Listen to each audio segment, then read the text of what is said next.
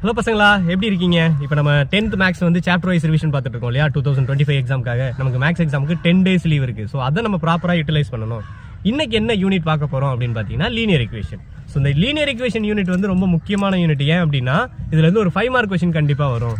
So இதில் என்னெல்லாம் topics இருக்கு அப்படின்னு பார்த்தோம் அப்படின்னா ஒன்று எலிமினேஷன் மெத்தட், இன்னொன்று சப்ஸ்டியூஷன் மெத்தட். ரொம்ப ஈஸியாக தான் இருக்கும்.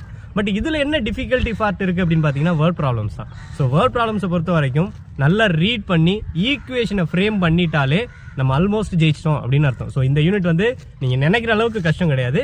கொஞ்சம் வேர்ட் ப்ராப்ளம்ஸ் நல்லா ப்ராக்டிஸ் பண்ணால் போதும். ஸோ எந்த மாதிரி வேர்ட் ப்ராப்ளம்ஸ் வரும் அப்படின்னு பார்த்தீங்கன்னா ஒன்று ஏஜ் ப்ராப்ளம் வரலாம், இல்லைன்னா நம்பர் ப்ராப்ளம்ஸ் வரலாம், இல்லைனா ஃப்ராக்ஷனை பேஸ் பண்ணி வரலாம். ஸோ இதில் நீங்கள் முக்கியமாக ப்ரிப்பேர் பண்ண வேண்டியது வேர்ட் ப்ராப்ளம்ஸ் மட்டும்தான். இந்த யூனிட்டில் ஒரு 5 மார்க் கொஸ்டின் கண்டிப்பாக வரும். அதனால லீனியர் ஈக்குவேஷனை பொறுத்த வரைக்கும் நிறைய ப்ராக்டிஸ் எடுத்துக்கோங்க. வேர்ட் ப்ராப்ளம்ஸ் ப்ராக்டிஸ் பண்ணிக்கோங்க. தேங்க்யூ.